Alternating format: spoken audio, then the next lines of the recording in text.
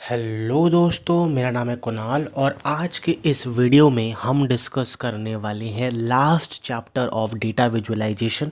हमने इससे पहले ऑलरेडी 3 पार्ट्स ऑलरेडी कवर कर दिया है, 3 चैप्टर्स ऑलरेडी कवर कर चुके हैं और ये जो है हमारा लास्ट यूनिट है या फिर लास्ट चैप्टर है डेटा विजुअलाइजेशन सब्जेक्ट में, जिसमें हम बात करने वाले हैं इंटरैक्शन कंसेप्ट्स के बारे में और टेक्स्ट और डॉक्यूमेंट विजुअलाइजेशंस के बारे में। ठीक है, तो what is text and document visualisation, interaction concepts क्या है, इंटरैक्शन सिस्टम क्या है, विजुअलाइजेशन क्या है, उन सब को ए टू जेड इन डेप्थ हम डिस्कस करने वाले हैं, जिससे आपको कोई भी सवाल आ जाए एग्ज़ाम्स में, सेमेस्टर एग्ज़ाम्स में, आप उसको बहुत ही अच्छी तरीके से आंसर कर पाओ और जो है आप अच्छे मार्क्स स्कोर कर पाओ।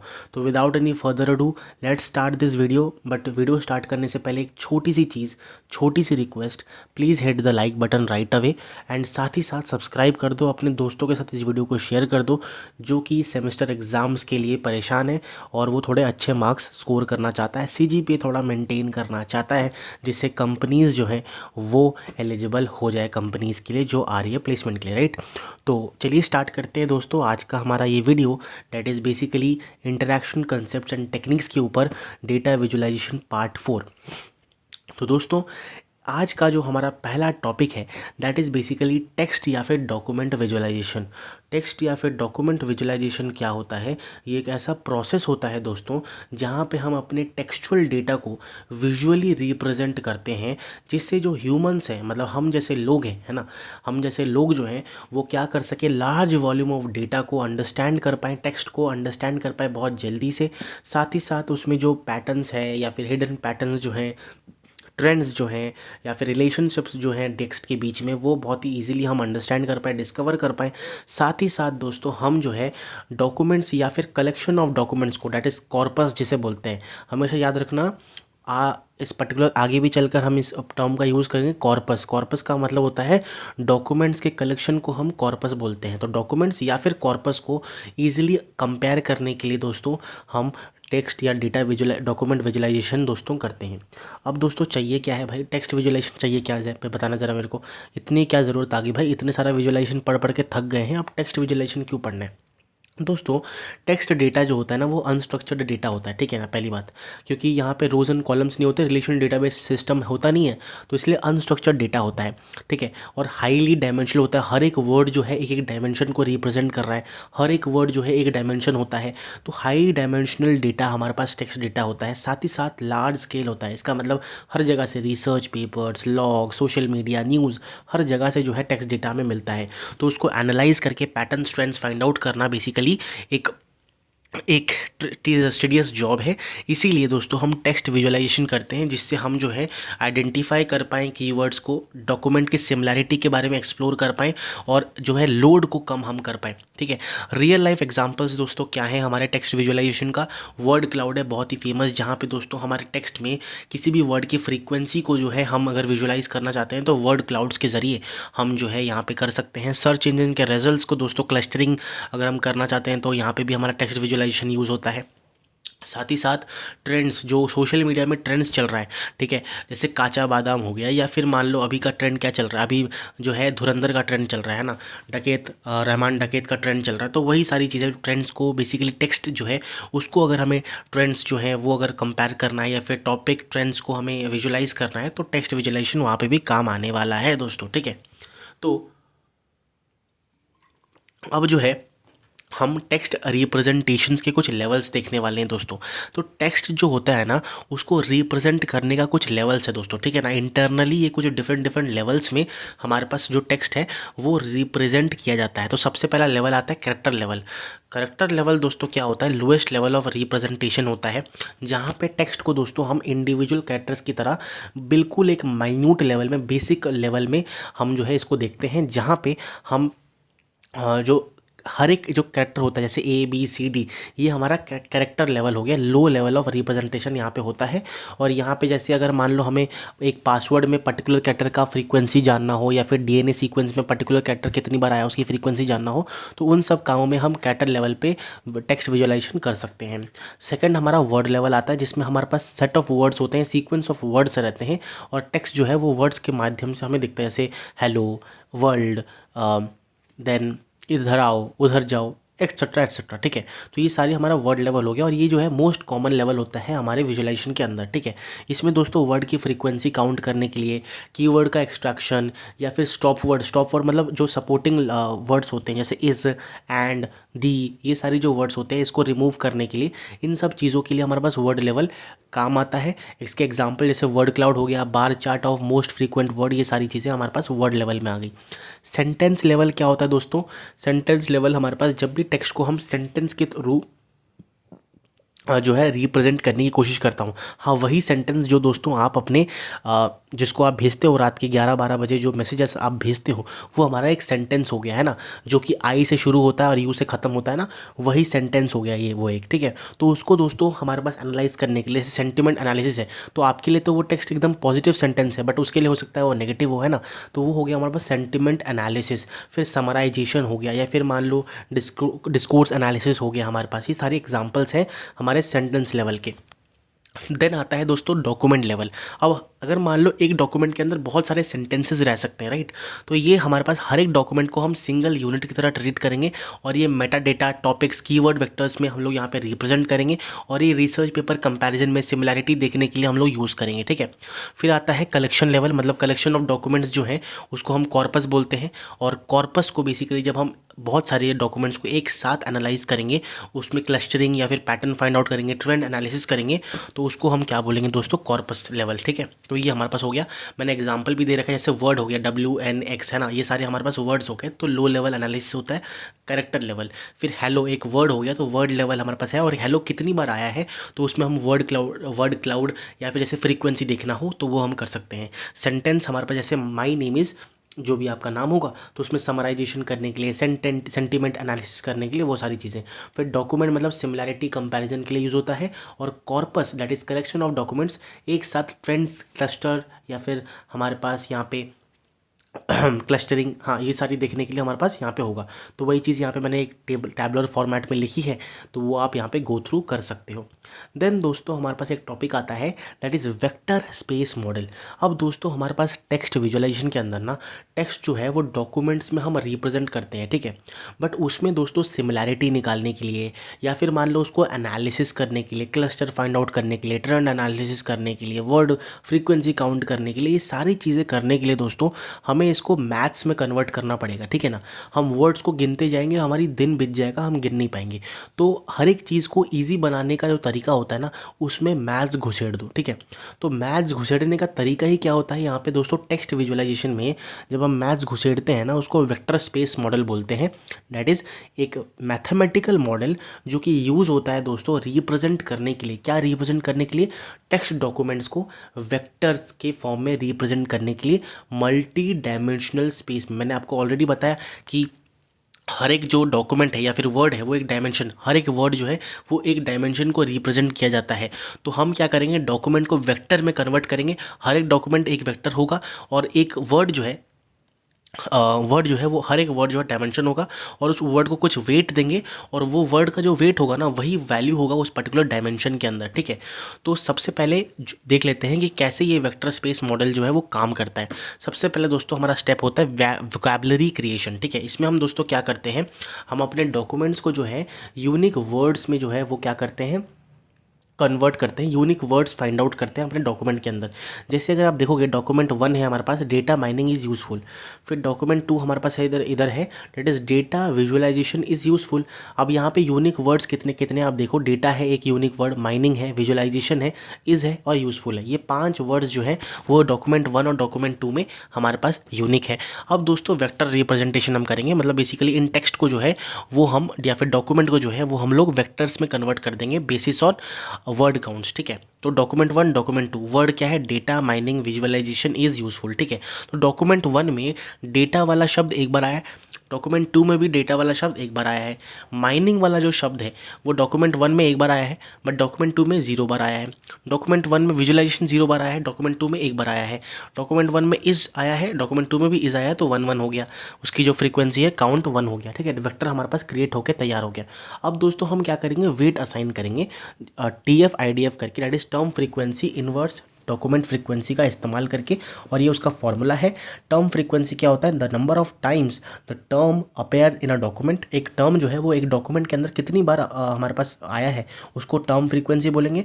और इनवर्स टर्म फ्रीक्वेंसी हमारे पास क्या होता है, log n अपॉन में DF, जिसमें n जो है ना वो हमारे पास टोटल नंबर ऑफ डॉक्यूमेंट्स है, और DF जो है वो number of documents containing the term. जो भी टर्म हम देख रहे हैं ना वो कितने डॉक्यूमेंट्स में प्रेजेंट है वो हमारा DF हो गया। तो ये एक न्यूमेरिकल है, बहुत छोटू सा सिंपल सा न्यूमेरिकल है। डैट इज़ मान लो हमारे पास 10 डॉक्यूमेंट्स हैं और वर्ड जो डेटा वर्ड है वो हमारे पास पांचों डॉक्यूमेंट्स में आया है। तो IDF हमने निकाल दिया, इन्वर्स जो हमारे पास डॉक्यूमेंट फ्रीक्वेंसी है वो इस फॉर्मूला को यूज़ करके हमने निकाल लिया। That is log 10/2, that is log 2। और इफ़ TF जो है that is term frequency of data in document 3, मैंने गिवन है कि भाई 3 है। मान लो जो डेटा का जो टर्म फ्रीक्वेंसी है वो 3 है, तो TF IDF क्या होगा, दोनों को मल्टीप्लाई कर देंगे 3 × log 2, ठीक है। अब दोस्तों हम बात करेंगे डॉक्यूमेंट के बीच में। मान लो हमारे पास 2 डॉक्यूमेंट है, तो उनके बीच में अगर मान लो हमें सिमिलैरिटी निकालनी है तो वो कैसे निकालेंगे, ठीक है। 2 डॉक्यूमेंट कितने सिमिलर हैं वो फाइंड आउट करने के लिए दोस्तों हम कोसाइन सिमिलैरिटी का यूज़ करते हैं। कोसाइन सिमिलैरिटी दोस्तों क्या होता है, एक फॉर्मूला होता है जो कि वापस से हमारे मैथमेटिक्स वाले बाबा आ गए, और मैथमेटिक्स वाले बाबा ने क्या बोला, cosine similarity is basically A.B upon में mod A mod B, है ना। या फिर आप कह सकते हो magnitude of A magnitude of B. ये हमारा डॉट प्रोडक्ट होता है ना, A dot product is equal to AB cos theta होता है। तो वही चीज़ हमारे पास यहाँ पे cos थीटा अगर हम एंगल निकाल रहे हैं तो वो कोसाइन सिमिलैरिटी होती है। और अगर मैं कोसाइन सिमिलैरिटी निकाल के भी मैंने आपको दिखाया है, अगर आप थोड़ा सा मैं यहाँ पे जूम करके दिखाता हूँ। मान लो हमारे पास 2 वेक्टर है V1 1 2 3 V2 1 5 4, तो आपको cos थीटा निकालना है तो कैसे निकालेंगे, V1 dot V2 that is dot product और magnitude of V1 magnitude of V2। तो सबसे पहले V1 V2 निकाल देंगे, दैट इज़ 1 × 1 2 × 5 3 × 4 हम कर दिया, बेसिकली पेयर वाइज हमने मल्टीप्लाई किया, है ना। तो हमारे पास 23 आ गया। अब हम मैग्नीट्यूड ऑफ V1 निकालेंगे, that is 1 square 2 square 3 square का अंडर रूट 14 आ गया। और मैग्नीट्यूड ऑफ V2 आ गया हमारे पास 1 square 5 square 4 square that is under root 42। तो कॉस थीटा हमने जब इसको वैल्यूज़ को पुट करेंगे 23 अपॉन में √14 अंडर इंटू √42 तो वो हमारे पास सॉल्व करके दोस्तों कॉस थीटा 0.94 के करीब कुछ आ रहा है ना। और ये जो है दोस्तों 1 के बहुत करीब है ना, 1 के बहुत करीब है। अगर दोस्तों हमारा कॉस थीटा 1 के बहुत करीब आता है तो हम बोलेंगे कि जो दोनों डॉक्यूमेंट्स हैं वो आइडेंटिकल हैं या फिर सिमिलर हैं एक दूसरे से। अगर मान लो 0 आ जाता है ना, अगर मान लो 0 आ जाता है तो हम बोलेंगे कि भाई हमारा जो डॉक्यूमेंट है वो पूरा डिफरेंट है एक दूसरे से, सिमिलरिटी बिल्कुल भी नहीं है। और मान लो कि -1 आता है तो हम बोलेंगे कि हमारा जो डॉक्यूमेंट है वो बिल्कुल ऑपोजिट है, बिल्कुल मतलब कुछ भी सिमिलरिटी नहीं है, दूर दूर तक कुछ संबंध नहीं बन सकता। मतलब मान लो कि रिश्ता हो ही नहीं सकता उन दोनों के बीच, कुछ नहीं है भाई, ठीक है। हाँ 1 आ गया तो हाँ शादी हो सकती है, कुछ हो सकता है, सिमिलैरिटी है भाई। बट 0 आ गया तो भाई अनबन होगी थोड़ी सी, बट हो जाएगा शादी। बट वही है कि -1 होगा तो दिक्कत हो जाएगी, ठीक है। देन दोस्तों हमारे पास आता है importance of vector space model. सबसे पहली बात तो जो हम सर्च इंजन यूज़ करते हैं, गूगल हो गया, क्रोम हो गया, इनकॉग्निटो की मैं बात नहीं कर रहा हूँ, मैं सिर्फ गूगल क्रोम की बात कर रहा हूँ या फिर माइक्रोसॉफ्ट एज की बात कर रहा हूँ। ये सारे जो सर्च इंजन्स है इसमें जो है बेसिकली ये वेक्टर स्पेस मॉडल ही यूज़ होता है। साथ में डॉक्यूमेंट क्लस्टरिंग में हमारे पास यहाँ पे यूज़ होता है, रिकमेंडेशन सिस्टम्स में भी हमारे पास ये यूज़ होता है। अब दोस्तों ये मैं पूरा डायग्राम लेके आया हूँ आप सबके सामने, जिसमें मैंने लेवल्स ऑफ टेक्स्ट रिप्रेजेंटेशन बताया है। कैरेक्टर लेवल मैंने बताया, character level, word level, sentence level, document level, corpus level, है ना। ये पूरा एक दूसरे के साथ लिंक कैसे हैं वो मैंने आपको पांचों जो लेवल्स हैं वो बताई हैं, साथ में वेक्टर स्पेस मॉडल एक्सप्लेन कर दिया है। अब दोस्तों हम चलेंगे अपने नेक्स्ट कंसेप्ट की ओर, दैट इज़ बेसिकली हमारे पास सिंगल डॉक्यूमेंट विजुअलाइजेशन। अब दोस्तों ये क्या है, सिंगल डॉक्यूमेंट विजुअलाइजेशन दोस्तों फोकस करता है एक डॉक्यूमेंट, हर एक टाइम में एट अ टाइम एक डॉक्यूमेंट को फोकस करता है। इसमें दोस्तों हमारे पास 4 तरीके हैं। एक है वर्ड क्लाउड। वर्ड क्लाउड दोस्तों हमारे पास क्या होता है, जब भी दोस्तों वर्ड क्लाउड का मतलब बेसिकली हम जो है अलग अलग वर्ड्स जो हैं डॉक्यूमेंट के अंदर उसकी साइज़ को, बेसिकली जो साइज़ ऑफ वर्ड होगा ना, जो विजुअलाइजेशन में साइज़ होगा वर्ड का, वो बेसिकली फ्रीक्वेंसी को दर्शाएगा, ठीक है। और अगर मान लो कि उसके बेसिकली फ्रीक्वेंसी या फिर इंपॉर्टेंस को, और जो कलर है वो हमारे पास कैटेगरी या फिर सेंटिमेंट को इंडिकेट करेगा। ये इजी टू अंडरस्टैंड होता है, और पूरे डॉक्यूमेंट का क्विक ओवरव्यू अगर हमें लेना है तो वर्ड क्लाउड से हम ले सकते हैं। फिर आता है कीवर्ड इन कॉन्टेक्स्ट क्विक, है ना। ये दोस्तों हमारे पास जो डॉक्यूमेंट में कीवर्ड्स है ना, वो हमें आइडेंटिफाई करने में शो करता है क्विक, है ना, कीवर्ड्स को आइडेंटिफाई करने में, और ये कॉन्टेक्स्ट जो होता है पूरे डॉक्यूमेंट का वो प्रिजर्व करके रखता है। फिर दोस्तों टेक्स्ट हाईलाइटिंग, है ना।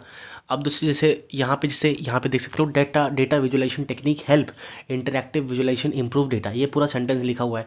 अब दोस्तों अगर मैं सिर्फ इंटरैक्टिव विजुअलाइजेशन पढ़ूँ तो कुछ समझ नहीं आ रहा, डेटा विजुअलाइजेशन पढ़ूँ तो कुछ समझ नहीं आ रहा, है ना। तो अगर मैं इसमें हेल्प लगा दूंगा, इसका मतलब डेटा विजुअलाइजेशन जो है वो इंटरैक्टिव विजुअलाइजेशन में हेल्प करती है, तो हेल्प जो है वो एक कीवर्ड हो गया, ठीक है। अब दोस्तों टेक्स्ट हाईलाइटिंग क्या होता है, हम दोस्तों इंपॉर्टेंट वर्ड्स, फ्रेजेस, सेंटेंसेस को जो है वो हाईलाइट कर देते हैं। सर्च रिजल्ट और लीगल डॉक्यूमेंट में यूज़ होता है, that is text highlighting. Important चीज़ों को रगड़ दो, रंग दो, है ना। रगड़ दो कह रहा हूँ, गलत मत समझना दोस्तों, रंग दो कह रहा हूँ, है ना। रंग दो यहाँ पे लिखा हुआ है, इसका मतलब हम हाईलाइट कर दे। जैसे मेरे नोट्स जो है वो अलग अलग कलर से जो है वो मैंने हाईलाइट करके रखा है, तो वही चीज़ है कि हम अलग अलग जो इंपॉर्टेंट वर्ड्स हैं, फ्रेजेस हैं, सेंटेंसेस हैं, उसको हम दोस्तों हाईलाइट कर दें। फिर दोस्तों हमारे पास आता है डॉक्यूमेंट स्ट्रक्चर विजुअलाइजेशन, जिसमें दोस्तों हम अलग अलग जो हमारा डॉक्यूमेंट है उसको एक स्ट्रक्चर प्रोवाइड करते हैं, जिसमें हमारे पास अलग अलग इंडेंटेशंस हम देते हैं, जैसे पैराग्राफ का लेंथ, हेडिंग, हायरार्की, सेक्शंस, वो हम देखेंगे अभी आगे, देखो ध्यान से। ये हमारा सिंगल डॉक्यूमेंट विजुअलाइजेशन का पूरा हमारा 5 मैंने जो पढ़ा है आपको वो है। सबसे पहला आता है वर्ड क्लाउड, जिसमें आप देख सकते हो कि डेटा एनालिसिस जो वर्ड है वो बहुत ज़्यादा, उसकी फ्रीक्वेंसी बहुत ज़्यादा है, उसका जो इंपॉर्टेंस है वो बहुत ज़्यादा है ना।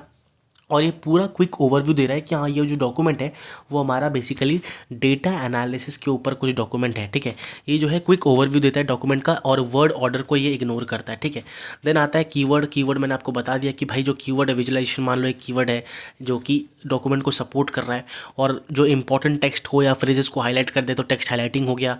डॉक्यूमेंट स्ट्रक्चर विजुअलाइजेशन, डॉक्यूमेंट को देखो दोस्तों स्ट्रक्चर प्रोवाइड कर रहे हैं, sections, paragraph, length, heading, hierarchy, ये सारे हम दे रहे हैं ना, तो वो सारी चीज़ें मैंने यहाँ पे विजुअलाइज करवा दी है। अब दोस्तों हम बात करने वाले हैं डॉक्यूमेंट कलेक्शन विजुअलाइजेशन, ठीक है। अब दोस्तों मल्टीपल डॉक्यूमेंट्स को साथ में जब हम क्या करें, देखें या विजुअलाइज करना चाहते हैं, तो उसमें दोस्तों हमारे पास डॉक्यूमेंट कलेक्शन विजुअलाइजेशन आता है। अब सिंगल डॉक्यूमेंट हमने देख लिया ना, अब हम मल्टीपल डॉक्यूमेंट्स को देखेंगे। सिंगल डॉक्यूमेंट हमने 4 पढ़ लिया, अब हम मल्टीपल डॉक्यूमेंट्स के बारे में भी पढ़ेंगे, दैट इज़ ये 4 हम पढ़ने वाले हैं। अगर दोस्तों मल्टीपल डॉक्यूमेंट्स को विजुअलाइज करना है तो सबसे पहला तरीका आता है स्कैटर प्लॉट, जिसमें दोस्तों स्कैटर प्लॉट में हर एक डॉक्यूमेंट जो है वो एक पॉइंट होगा। जैसे कि आप देख सकते हो यहाँ पे ये स्कैटर प्लॉट है ना, तो हर एक जो डेटा पॉइंट है ना वो एक एक डॉक्यूमेंट है, और इन दोनों पॉइंट्स का जो बीच का डिस्टेंस है वो उन दोनों डॉक्यूमेंट्स के बीच का सिमिलैरिटी बताता है, ठीक है। ये हो गया। इसमें दोस्तों हम डायमेंशनलिटी रिडक्शन भी कर सकते हैं। फिर आता है दोस्तों हमारे पास डॉक्यूमेंट क्लस्टरिंग विजुअलाइजेशन, जिसमें दोस्तों हम डॉक्यूमेंट्स को ग्रुप करते हैं on the basis of their similarity. और सिमिलैरिटी कैसे निकालते हैं मैंने ऊपर आपको बताया था, कोसाइन सिमिलैरिटी यूज़ करते हैं। तो इसमें दोस्तों हम डेंडोग्राम्स, क्लस्टर मैप्स, ये सारी चीज़ें यूज़ करते हैं, ठीक है। और जैसे न्यूज़ आर्टिकल्स वाला एक मान लो हमारा डॉक्यूमेंट है, उसको हमने ग्रुप कर दिया on the basis of politics के नाम पे एक ग्रुप किया, फिर स्पोर्ट्स के नाम पे एक ग्रुप किया, फिर टेक्नोलॉजी के नाम पे एक ग्रुप कर दिया, ऐसे करके। फिर आता है टॉपिक बेस्ड विजुअलाइजेशन, जिसमें दोस्तों हम क्या करते हैं, डॉक्यूमेंट्स को जो है रिप्रेजेंट करते हैं on the basis of the topics, जो कि टॉपिक्स हैं वर्ड्स के बेसिस पे नहीं, टॉपिक्स, जिस टॉपिक के बारे में वो बेसिकली बता रहे हैं उसके हिसाब से हम डॉक्यूमेंट्स को रिप्रेजेंट करते हैं, ठीक है। और टॉपिक्स को जैसे हम सर्कल्स में शो कर देंगे, स्टैक्ड बार में शो करेंगे, ऐसे करके हीट मैप्स में शो कर देंगे, एक्सेट्रा। हम जब देखेंगे फोटो तो आपको समझ आ जाएगा। फिर आता है टाइमलाइन विजुअलाइजेशन, जिसमें दोस्तों हमारे पास डॉक्यूमेंट जो है वो ओवर टाइम जैसे प्लॉट हो रही है ना, एवोल्यूशन ऑफ टॉपिक्स को बताता है। डॉक्यूमेंट्स को हम प्लॉट करते हैं ओवर टाइम, जैसे समय के साथ चेंज होता रहता है वैसे ही। एग्जांपल जैसे कोविड-19 का रिसर्च ट्रेंड जो है ओवर ईयर्स, वो अगर हमें मान लो डॉक्यूमेंट हमें प्लॉट करना है तो वैसे, ठीक है। तो ये मैंने आपको एक क्विक ओवरव्यू दे दिया है समझने के लिए। अब हम देखें जैसे मान लो स्कैटर प्लॉट हो गया, हर एक डॉक्यूमेंट जो है एक पॉइंट को दर्शाएगा, उनकी बीच में जो डिस्टेंस है वो एक दूसरे के डॉक्यूमेंट की सिमिलैरिटी बताएगा। डॉक्यूमेंट क्लस्टरिंग मैंने आपको बताया कि हम ग्रुप कर देंगे on the basis of their similarity. Cluster maps हो गया, या फिर मान लो यहाँ पे हमने हायरार्किकल डेंडोग्राम हो गया। फिर टॉपिक बेस्ड विजुअलाइजेशन, जिसमें हम दोस्तों अलग अलग बेसिकली टॉपिक्स के हिसाब से हम जो है इसको ग्रुप करेंगे, रिप्रेजेंट करेंगे, क्लस्टर मैप या फिर सर्कल्स। टॉपिक बेस्ड विजुअलाइजेशन में दोस्तों हमारे पास क्या कर रहे हैं, अलग अलग टॉपिक्स को हम कर रहे हैं वही चीज़ मैंने आपको दिखाया है, अलग अलग स्टैक बार, हीट मैप, अलग अलग से टाइमलाइन विजुअलाइजेशन, जिसमें हम ट्रेंड दिखाएंगे कि भाई समय के साथ साथ टॉपिक सी कैसा ग्रो कर रहा है, समय के साथ साथ टॉपिक बी कैसा ग्रो कर रहा है, या फिर समय के साथ साथ टॉपिक ए कैसे कवर कर रहा है, वैसे टाइप्स। ठीक है, अब दोस्तों हमारे पास आता है एक अलग नया topic, that is interaction concepts in text visualization. Text visualization में दोस्तों इंटरैक्शन कंसेप्ट्स क्या होता है दोस्तों, हम जब भी बेसिकली किसी भी विजुअल को देखते हैं या फिर विजुअल स्पेस में जाते हैं, कोई भी फ़ोटो, इमेज, ग्राफ, चार्ट देखते हैं, तो उसमें हमारे पास अगर हम यूज़र को अलाउ करें, है ना, यूज़र को अलाउ करें कि उसमें कुछ ऑपरेशंस परफॉर्म कर पाएँ हम, जिससे हम और अच्छी तरीके से उस पर्टिकुलर डेटा को या फिर विजुअल को अच्छे से एनालाइज कर पाए, that is called interaction concepts in text visualization. ठीक है, टेक्स्ट विजुअलाइजेशन हमने पढ़ लिया, अब हम टेक्स्ट विजुअलाइजेशन पढ़ेंगे किसमें, इंटरैक्शन कंसेप्ट्स पढ़ेंगे टेक्स्ट विजुअलाइजेशन का। तो कॉमन इंटरैक्शन टेक्निक्स विजुअलाइजेशन के अंदर क्या होती है, हम दोस्तों अलाउ करते हैं यूज़र को to actively explore the data instead of only viewing the static images. हम स्टैटिक इमेजेस देखने दे देंगे, वो तो भाई देख के बोर हो जाएगा, ठीक है, कुछ समझ नहीं आया। उससे दोस्तों पैटर्न फाइंड आउट करने के लिए, रिलेशनशिप्स को अंडरस्टैंड करने के लिए, डिटेल्स को अंडरस्टैंड करने के लिए, कॉम्प्लेक्स विजुअलाइजेशंस की हमें कुछ उनको बेसिकली फीचर्स प्रोवाइड करना पड़ेगा, जिससे वो जो है उस पर्टिकुलर डेटा विजुअलाइजेशन को या फिर विजुअलाइजेशन को एक्सप्लोर कर पाएँ। तो उसमें दोस्तों हमारे पास यहाँ पे कुछ तरीके हैं जो कि हम अभी देखेंगे, that is basically brushing and linking. Brushing दोस्तों हमारे पास क्या करता है, हमारे पास डेटा को जो है वो क्या करता है, मान लो कोई एक हम एक विजुअलाइजेशन कर रहे हैं, तो उस पर्टिकुलर डेटा को, सबसेट ऑफ डेटा को वो सिलेक्ट कर लेता है।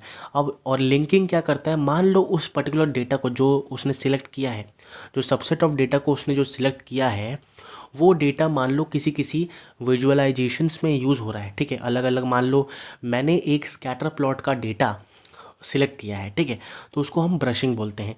अब वही डेटा दोस्तों मान लो हिस्टोग्राम में और मान लो पेयर प्लॉट में वो डेटा यूज़ हो रहा हो, ठीक है, तो वो जब हम करेंगे ना सिलेक्ट, किसको करेंगे, स्कैटर प्लॉट के डेटा को जब सिलेक्ट करेंगे, तो अपने आप लिंकिंग क्या करेगा, जो हिस्टोग्राम है और पेयर प्लॉट का जो डेटा है और जो विजुअल है उसको सिलेक्ट कर देगा, हाईलाइट कर देगा। इसी को ब्रशिंग बोलते हैं। ब्रशिंग का मतलब हमने कुछ सिलेक्ट किया, लिंकिंग का मतलब बाकी जो रिलेटेड विजुअलाइजेशंस है वो भी हाईलाइट हो जाएंगे automatically. This is called brushing and linking. Then आता है दोस्तों हमारे पास ये एडवांटेजेस हैं, इतना इंपॉर्टेंट नहीं है दोस्तों, हम टूल्स एंड टिप्स देखेंगे। सेकंड जो हमारे पास तरीका है that is tool tips. Tool tips क्या होता है दोस्तों, एक छोटा सा पॉपअप बॉक्स होता है और जो कि आप अगर हमारे विजुअलाइजेशन विजुअल्स के ऊपर होता है, अगर हम उसमें होवर करेंगे तो हमारे पास एक एडिशनल बेसिकली एक पॉपअप जब करेंगे ना तो एक पॉपअप खुलेगा और उसमें जो दोस्तों हम उस पर्टिकुलर विजुअलाइजेशन के बारे में एडिशनल इन्फॉर्मेशन जो है वो रीड कर सकते हैं, एनालाइज कर सकते हैं, क्योंकि भाई फालतू में वहाँ पे लिख के रहेगा तो फिर वो बहुत क्लटर हो जाएगा वो विजुअलाइजेशन। तो इसलिए हम पॉपअप में डाल देंगे, जिससे उसको अगर आप होवर करके खोलोगे तो आप एडिशनल इन्फॉर्मेशन जो है वो डाल सकते हो, ठीक है, जिससे हमारा पूरा जो विजुअल है वो क्लीन रहे, अनक्लटर्ड रहे और तभी डिटेल्ड इन्फॉर्मेशन हमें शो हो जब हमें ज़रूरत हो उसकी, ठीक है।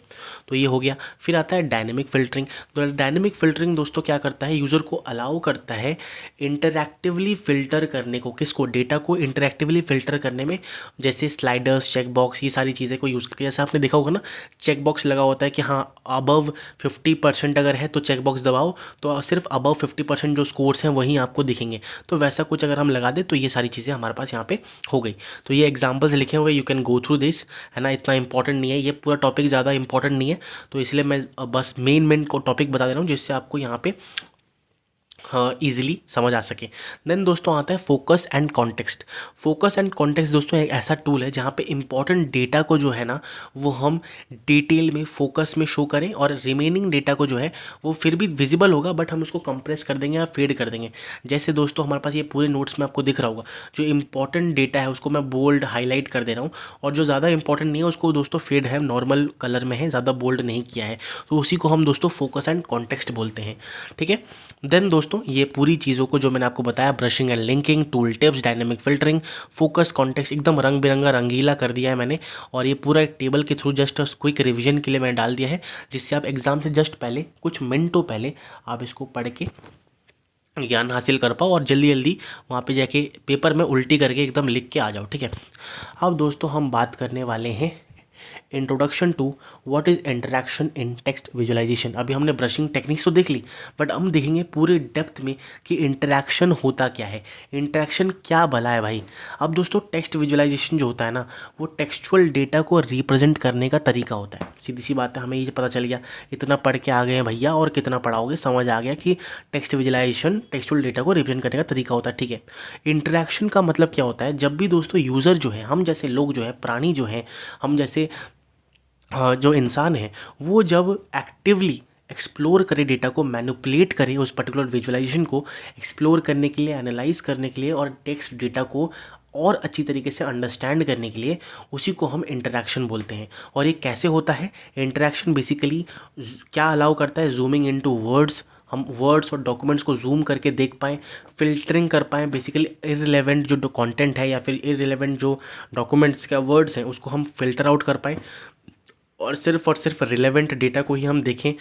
टॉपिक्स और जो कम अलग अलग टॉपिक्स को हम कंपेयर कर पाए, डॉक्यूमेंट्स को कंपेयर कर पाएँ, और साथ ही हिडन पैटर्न्स जो हमारे डॉक्यूमेंट के अंदर छुपे हुए हैं उसको हम दोस्तों विजुअलाइज कर पाएँ या फिर बेसिकली डिस्कवर कर पाएँ। क्यों हमारा इंटरेक्शन इम्पॉर्टेंट है दोस्तों? इंटरेक्शन दोस्तों इसीलिए इम्पॉर्टेंट है क्योंकि जो टेक्स्ट डेटा होता है ना, वो बहुत ही ज़्यादा बड़ा होता है, कॉम्प्लेक्स होता है और अनस्ट्रक्चर्ड डेटा होता है। ठीक है, तो इंटरेक्शन क्या करता है ना, इंटरेक्शन इंफॉर्मेशन ओवरलोड को रिड्यूस कर देता है, और ईडीए एक्सप्लोरेटरी डेटा एनालिसिस को क्या करता है, हेल्प होता है, जिससे हम ईजिली जो है टेक्स्ट डेटा को विजुअलाइज कर पाएँ। ठीक है, तो ये मैंने आपको बता दिया। अब दोस्तों इंटरेक्शन कंसेप्ट में बेसिकली 3 मेजर कंपोनेंट्स हैं। ठीक है, क्या है वो main 3 components? That is basically interaction operator, interaction operands and spaces, unified framework. ये दोस्तों वेरी वेरी इंपॉर्टेंट टॉपिक है। अभी तक सारे इंपॉर्टेंट थे, जो टेक्स्ट विजुअलाइजेशन के कैरेक्टर लेवल बताया था, लेवल्स बहुत इंपॉर्टेंट थे, सिंगल डॉक्यूमेंट और विजुअलाइजेशन और मल्टीपल डॉक्यूमेंट विजुअलाइजेशन वो इंपॉर्टेंट था। अब जो है ये सबसे ज़्यादा इंपॉर्टेंट है भाई, इंटरेक्शन के concept. 3 major components, 3 core components होते हैं हमारे इंटरेक्शन के, इंटरेक्शन ऑपरेटर्स, इंटरेक्शन ऑपरेंट्स या spaces, and unified framework. Interaction operator दोस्तों क्या होता है, ऐसा एक्शन जो हम परफॉर्म कर रहे हैं, एक्शन यूज़र परफॉर्म्स, उसी को दोस्तों हम क्या करते हैं, कौन सा एक्शन मैंने परफॉर्म किया अपने विजुअलाइजेशन के ऊपर, उसको हम या फिर डेटा के ऊपर, उसको हम इंटरेक्शन ऑपरेटर बोलते हैं। अब कौन से डेटा के ऊपर हमने या फिर कौन से स्पेस के ऊपर, कौन से डेटा के ऊपर या फिर कौन से विजुअल स्पेस के ऊपर मैंने वो एक्शन को परफॉर्म किया, उसी को इंटरेक्शन ऑपरेंड बोलते हैं। ठीक है, एक एक करके हम समझ जाएंगे, इसको चिंता मत करिए। ठीक है, और ये पूरा जो इंटरेक्शन है ऑल टुगेदर जो सिस्टमेटिकली चल रहा है, एक ब्रिज है ना इंटरेक्शन ऑपरेटर और इंटरेक्शन ऑपरेंट के बीच में, उसी को यूनिफाइड फ्रेमवर्क बोलते हैं। ठीक है, तो एक एक करके हम डिटेल में तीनों को पढ़ने वाले हैं, और ये बहुत ही इंपॉर्टेंट है दोस्तों आपके एग्जाम पॉइंट ऑफ व्यू से। तो मैं आपको बोलूँगा ध्यान से सुनिएगा थोड़ा सा। ठीक है, तो मैं थोड़ा पानी पी लेता हूँ, 1 सेकेंड।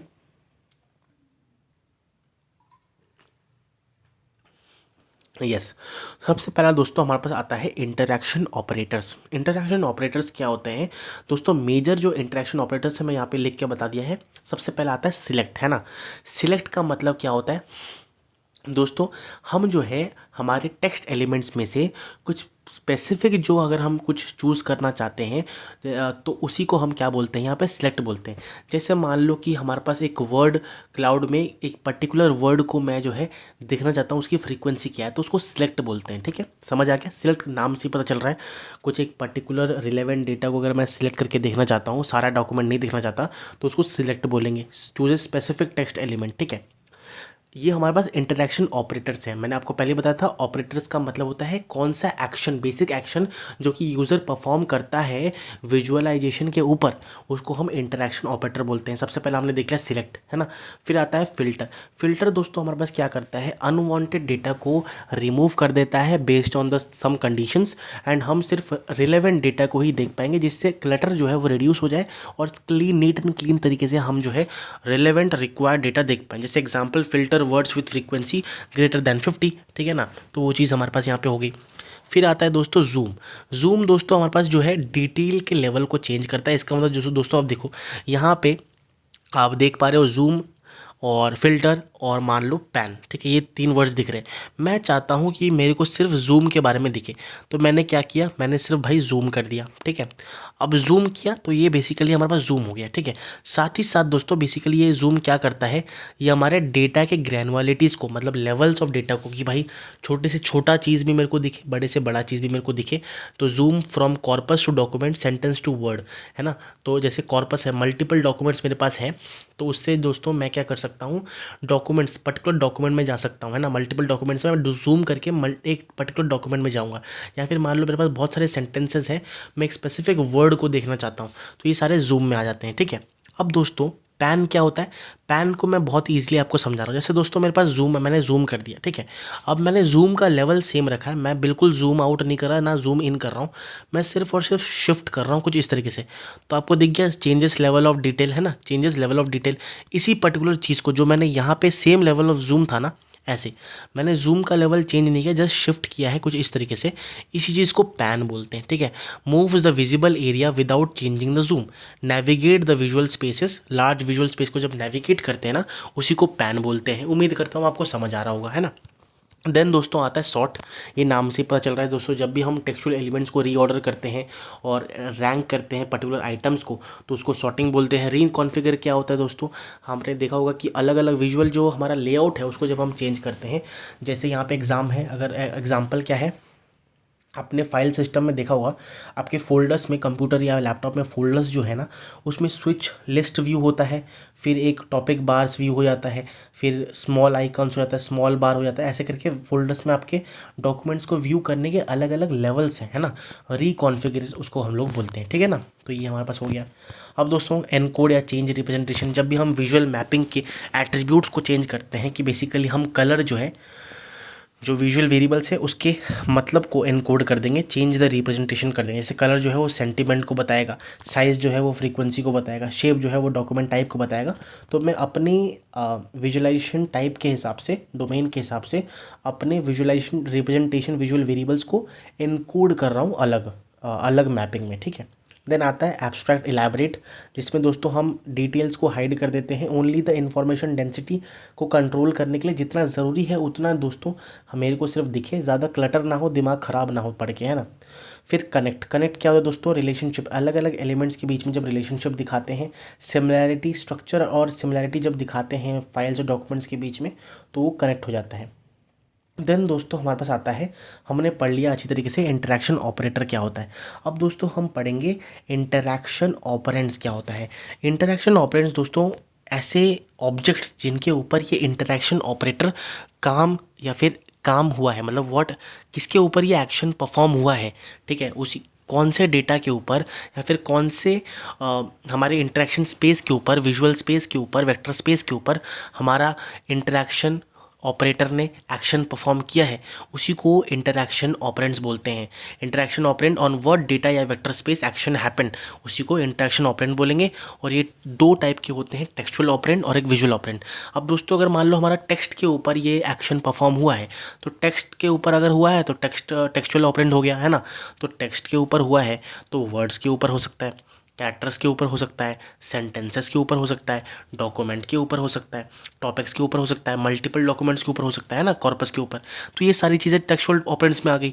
विजुअल ऑपरेंड्स क्या होगा दोस्तों, मान लो हमारे पास पॉइंट्स, जो ग्राफ में पॉइंट्स होते हैं उसके ऊपर मान लो मैंने ये जो ऑपरेटर है वो परफॉर्म किया है पॉइंट्स, पर्टिकुलर पॉइंट्स को देखने के लिए, documents in a scatter plot मान लो, ठीक है। बार्स को देखने के लिए, मतलब बार चार्ट या फिर हिस्टोग्राम में, है ना, तो उसको देखने के लिए मान लो हमारा ऑपरेटर ने परफॉर्म किया है। नोड्स के ऊपर हुआ है, ट्रीज़ में, हायरार्किकल स्ट्रक्चर्स में, जो हमने डिस्कस किया था पिछली वीडियो में, टाइप पार्ट 3 में, that is visual techniques, visualization techniques के बारे में, hierarchical and tree based techniques. Edges में, रिलेशनशिप्स में अगर मैं ऑपरेटर परफॉर्म कर रहा हूँ, तो ये सारी चीज़ें हमारे पास क्या आ गई, टाइप्स ऑफ इंटरैक्शन ऑपरेंड्स, ठीक है। अब दोस्तों हम बात करने वाले हैं इंटरैक्शन स्पेस क्या होता है, ठीक है। इंटरैक्शन स्पेस दोस्तों ऐसा एक डोमेन होता है जहाँ पे यूज़र जो है वो हमारे जो यूज़र का इंटरैक्शन है वो होता है, बेसिकली अप्लाई होता है, ठीक है ना। अब जैसे मैंने जूम या फिर फिल्टर वाला इंटरेक्शन ऑपरेटर परफॉर्म किया, ठीक है, किसी डेटा के ऊपर किया होगा, किसी वो डेटा जो है या फिर विजुअलाइजेशन जो है वो कहीं प्रेजेंट होगा। हवा में तो मैंने मान लो जूम नहीं किया ना, तो वही चीज़ को, वो जो स्पेसिफिक स्पेस है ना, उसी को इंटरेक्शन स्पेस बोलते हैं। तो बेसिकली इंटरेक्शन स्पेस डिफाइन करता है कौन से चेंजेस जो हैं वो हमारे पास बेसिकली एक इंटरेक्शन ने परफॉर्म जो किया है वो कौन से चेंजेस जो है वो इफेक्ट हुए हैं उस पर्टिकुलर विजुअलाइजेशन के ऊपर, और वो स्पेस कौन से स्पेस में हुआ है। जैसे आप देख सकते हो यहाँ पे दोस्तों हमारे पास एक स्कैटर प्लॉट है। स्कैटर प्लॉट में मैंने जूम ऑपरेशन किया, तो जूम ऑपरेशन जब किया तो ये पर्टिकुलर जो बक्सा बना हुआ है ना, ये एक स्पेस में मैंने किया होगा। इस पर्टिकुलर विजुअलाइजेशन के ऊपर मैंने इंटरेक्शन ऑपरेटर का यूज़ किया ऑन द विजुअल ऑपरेंड, है ना, विजुअल ऑपरेंड के ऊपर किया, क्योंकि ये जो है स्कैटर प्लॉट है। तो मैंने मान लो पॉइंट के ऊपर किया है ना, यहाँ पे देख सकते हो पॉइंट्स के ऊपर मैंने किया, तो ये पूरा जो है ये क्या हो गया, हमारा इंटरेक्शन स्पेस हो गया, ठीक है। इंटरेक्शन स्पेस ये होता है। अब टाइप्स ऑफ इंटरेक्शन स्पेस क्या क्या होती हैं। डेटा स्पेस, ये दोस्तों हमारे पास जहाँ पे एक्चुअल डेटा वैल्यूज़ को जो है, ऐसा स्पेस जहाँ पे एक्चुअल डेटा वैल्यूज़ हो। जैसे एग्जांपल्स क्या हैं दोस्तों, जैसे एग्जांपल जैसे फ़िल्टरिंग या सर्चिंग, है ना, फ़िल्टर करना डॉक्यूमेंट्स को जो कि 2020 के बाद जो है पब्लिश हुए थे, तो ये हमारा डेटा स्पेस हो गया, ठीक है। देन आता है विजुअल स्पेस। विजुअल स्पेस दोस्तों हमारे पास क्या होता है, विजुअल अपीयरेंस वाला स्पेस, जहाँ पे दोस्तों पोजीशन, लेआउट, कलर, साइज, इनके बेसिस पे दोस्तों मैंने क्या किया है, इंटरेक्शन ऑपरेशन परफॉर्म किया है। अब पोजीशन या फिर लेआउट, कलर, साइज के ऊपर कौन सा विजुअल इंटरेक्शन ऑपरेटर मैं परफॉर्म कर सकता हूँ, जूम, पैन, या ये सारी जो है इंटरेक्शन ऑपरेटर मैं परफॉर्म कर सकता हूँ, है ना। फिर सिमेंटिक, यहाँ पे दोस्तों ऐसा स्पेस जहाँ पे मीनिंग एंड रिलेशनशिप हो, जहाँ पे दोस्तों सिमिलैरिटी या फिर टॉपिक्स, इनके बेसिस पे दोस्तों अगर मैंने इंटरेक्शन परफॉर्म किया है तो उसको हम दोस्तों सिमेंटिक स्पेसेस बोलेंगे। जैसे क्लस्टरिंग या फिर कनेक्टिंग सिमिलर आइटम्स, ये सारी चीज़ों में हमारे पास सिमेंटिक स्पेस अप्लाई होता है। देन आता है इंटरेक्शन स्पेस। ये दोस्तों हमारे पास ऐसा स्पेस है जो कि यूज़र के एक्शन और सिस्टम के रेस्पॉन्स से बना होता है। ये एक इंटरेक्शन लॉजिक है। यहाँ पे डेटा और विजुअल्स नहीं होते, बट हाँ सिस्टम का जो रेस्पॉन्स है और यूज़र ने जो एक्शन परफॉर्म किया, उन दोनों से जो स्पेस बना हुआ है वो इंटरेक्शन स्पेस है, ठीक है। तो ऑपरेंड और स्पेस रिलेशनशिप, जैसे आप देख सकते हो, मान लो हमारा ऑपरेंड जो है दैट इज़ डॉक्यूमेंट्स है, ठीक है। मैं डॉक्यूमेंट के ऊपर कौन सा ऑपरेटर यूज़ कर रहा हूँ, फिल्टर वाला, ठीक है। तो ये कौन सा हो गया, डेटा स्पेस हो गया। सीधी सी बात है, नाम से पता चल रहा है, डॉक्यूमेंट है मतलब मेरे पास डेटा है, रॉ डेटा है, उसके ऊपर दोस्तों मैं एक फ़िल्टर ऑपरेटर यूज़ कर रहा हूँ, तो ये हमारा डेटा स्पेस हो गया। अब यही चीज़ मान लो मेरे पास वर्ड्स हैं, ठीक है, वर्ड्स के ऊपर मैं जूम कर रहा हूँ, सीधी सी बात है दोस्तों, हमारे पास ये क्या हो गया, विजुअल स्पेस हो गया, है ना। अब दोस्तों टॉपिक्स के ऊपर मैं कनेक्ट कर रहा हूँ, कनेक्ट वाला ऑपरेटर यूज़ कर रहा हूँ, तो हमारे पास सिमेंटिक स्पेस हो गया। और सेंटेंसेस को अगर मैं सिलेक्ट कर रहा हूँ, जिसमें दोस्तों हम ना ही हमारे पास डेटा है ना विजुअल वेरिएबल्स है, ये बेसिकली सिस्टम का जो रेस्पॉन्स है और यूज़र एक्शन है, तो वो इंटरेक्शन स्पेस हो गया, ठीक है। अब आता है दोस्तों हमारा last part, that is basically unified framework, जहाँ पे ये इंटरेक्शन ऑपरेटर और इंटरेक्शन ऑपरेंड दोनों काम करते हैं। That is basically unified framework. क्यों चाहिए होता है, क्योंकि दोस्तों अगर मान लो हमारा यूनिफाइड फ्रेमवर्क नहीं हुआ ना, तो हमारे डेटा के अंदर या फिर विजुअलाइजेशंस के ऊपर इनकंसिस्टेंसी आ जाएगी, ठीक है।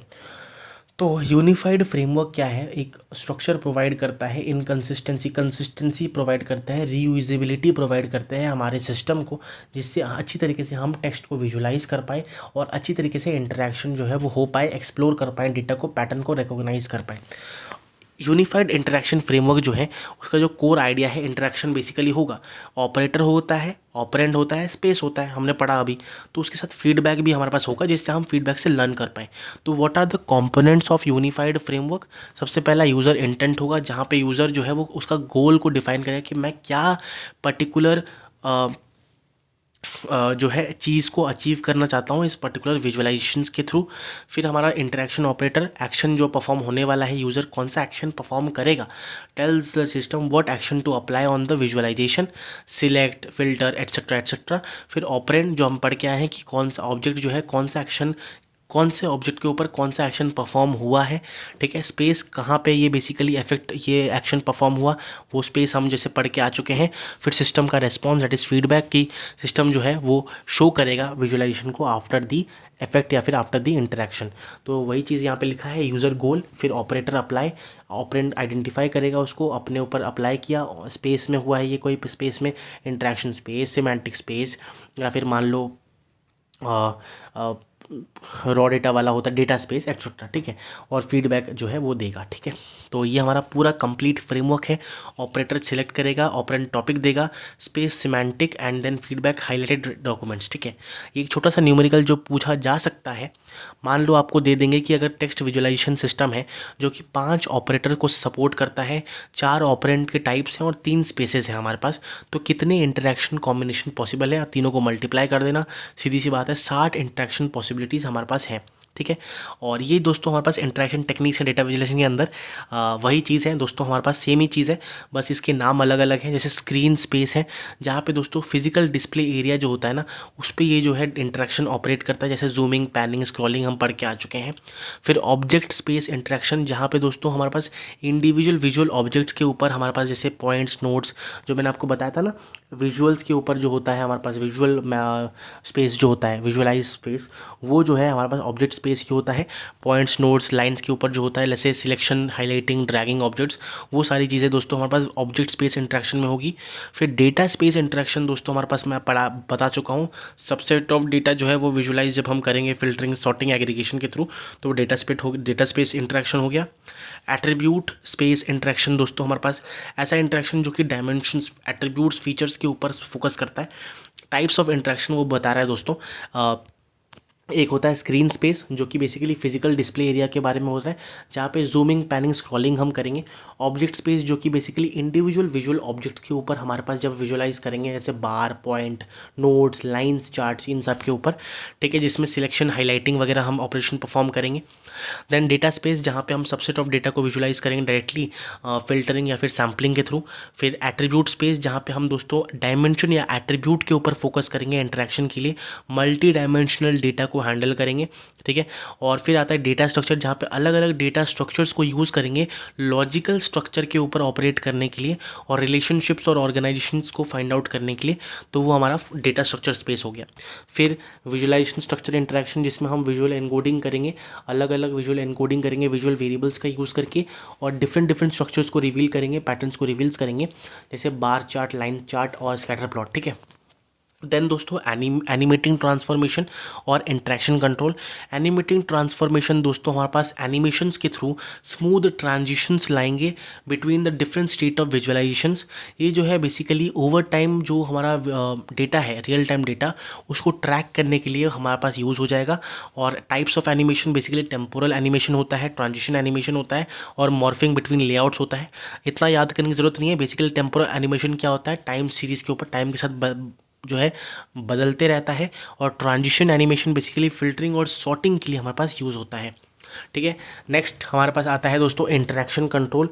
ये दोस्तों डिफाइन करता है कैसे जो है यूज़र्स कमांड्स को इशू करते हैं विजुअलाइजेशन सिस्टम के अंदर, जहाँ पे दोस्तों इंटरफेस लेयर होता है, यूजेबिलिटी और पूरा जो है वो डिटरमाइन करता है हमारा इंटरेक्शन कंट्रोल।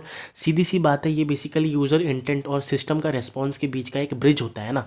ये वही चीज़ है दोस्तों कि हमारे पास कैसे जो है यूज़र और हमारा विजुअलाइजेशन जो है वो एक दूसरे के साथ कम्युनिकेट कर रहे हैं ना, यूनिफाइड फ्रेमवर्क जो हम पढ़ के आ चुके हैं, राइट। तो ये पूरा एक छोटा सा मैंने समरी दे दिया है, दैट इज स्क्रीन स्पेस क्या होता है, ऑब्जेक्ट स्पेस क्या होता है, डेटा स्पेस क्या होता है, एट्रीब्यूट स्पेस क्या होता है। ज़्यादा इंपॉर्टेंट नहीं है, बट फिर भी आपको एक ध्यान देने के लिए मैंने ये पूरी चीज़ें आपके सामने लिख दी हैं, और जितने टॉपिक्स मेन मेन थे वो मैंने यहाँ पे कवर करवा दिया है। And that's all. इसी के साथ दोस्तों हमारा डेटा विजुअलाइजेशन पूरा जो सब्जेक्ट है वो इसी के साथ कंप्लीट होता है, और हमने पूरे इंटरेक्शन कंसेप्ट्स और टेक्निक्स को अच्छी तरीके से रिवीजन कर लिया है, पढ़ लिया है, समझ लिया है, और सारे टॉपिक्स को अच्छी तरीके से कवर किया है दोस्तों, है ना। सो इसी के साथ आज का पूरा वीडियो यहीं पे ख़त्म होता है। साथ ही साथ दोस्तों हमारे पास जो डेटा विजुअलाइजेशन सब्जेक्ट है वो इसी के साथ ख़त्म होता है, जिसमें हमने 4 पार्ट्स के अंदर हर एक चैप्टर को, हर एक टॉपिक्स को अच्छी तरीके से इन डेप्थ रिवीजन किया है, समझा है, और बेसिकली हर कंसेप्ट्स के हमने गो थ्रू किया है विथ बेसिकली विजुअलाइजेशंस, अलग अलग डायग्राम्स के थ्रू, अलग अलग फ्लो चार्ट्स के थ्रू मैंने समझाने की कोशिश करी है। तो मैं उम्मीद करता हूँ आपको आज की वीडियो से कुछ नया सीखने को मिला होगा और कुछ समझने को मिला होगा, है ना। अगर आपको दोस्तों वीडियो अच्छा लगा हो, please hit the like button right away. अपने दोस्तों के साथ इस वीडियो को शेयर कर दीजिए पहली बात तो, और ऐसे ही सेमेस्टर ओरिएंटेड वीडियोस मैं लाता रहूँगा इस चैनल के ऊपर। तो मेक श्योर अपने दोस्तों के साथ जो कि भी इंजीनियरिंग कर रहा है और उसको ये सारे सब्जेक्ट्स जो हैं उसके सेमेस्टर में है, तो उसको फ़ायदा हो जाए भाई, और मेरे को जो है थोड़ा सा फ़ायदा हो जाए कि भाई मेरे जो फैमिली है इस पर्टिकुलर चैनल का वो थोड़ा ग्रो हो पाए, right. So yes, that's all. ये जो नोट्स हैं दोस्तों डेटा विजुलाइजेशन के इस पर्टिकुलर जो वीडियो का है ना, ये आपको इसी वीडियो के नीचे डिस्क्रिप्शन में मिल जाएगा। और साथ ही साथ दोस्तों आज जो जो टॉपिक्स हमने कवर किए हैं ना, वो सारे टॉपिक्स भी आपको डिस्क्रिप्शन में मिल जाएंगे, जिससे किसी को अगर जानना हो कि क्या क्या टॉपिक्स इस वीडियो में कवर्ड हुए हैं, वो ये वीडियो देख सकता है और बेसिकली जान सकता है। साथ में दोस्तों टेलीग्राम चैनल का लिंक इसी वीडियो के नीचे डिस्क्रिप्शन में है।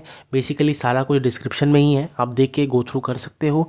जिससे दोस्तों वहाँ पे ज्वाइन करोगे टेलीग्राम तो आपको बहुत फ़ायदा मिलेगा। जैसे नोट्स वगैरह मैं अपलोड करते रहता हूँ, अपडेट्स वगैरह देता रहता हूँ, कुछ भी नया आता है शॉर्ट शीट वगैरह बनाता हूँ, वहाँ पे पोस्ट करता रहता हूँ। शॉर्ट शीट अगर आपको नहीं पता, बेसिकली हर एक सब्जेक्ट का मैं क्रिस्प नोट्स बनाता हूँ, जिससे आपको 1-2 पेजेस में पूरा सब्जेक्ट रिवीजन हो जाए। तो वो सब भी दोस्तों मैं डालता रहता हूँ, तो make sure to join that Telegram channel also. साथ ही साथ दोस्तों please hit the like button, subscribe कर दो और अपने दोस्तों को भी भेज दो भाई वीडियो, जिससे उनका भी फ़ायदा हो और मेरे सब्सक्राइबर्स थोड़े से बढ़ जाए, है ना। सो या दैट्स ऑल दोस्तों, हम मिलेंगे ऐसी ही एक धमाकेदार सब्जेक्ट में फिर कभी, है ना। डेटा विजुलाइजेशन तो ख़त्म है भाई मेरे एंड से, है ना।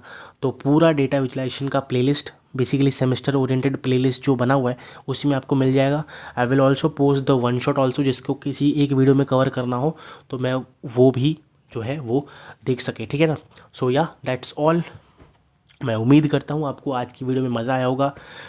अगर मज़ा आया है लाइक बटन दबा दो। हम मिलेंगे ऐसी एक धमाकेदार वीडियो में फिर कभी, तब तक के लिए thank you so much, bye bye.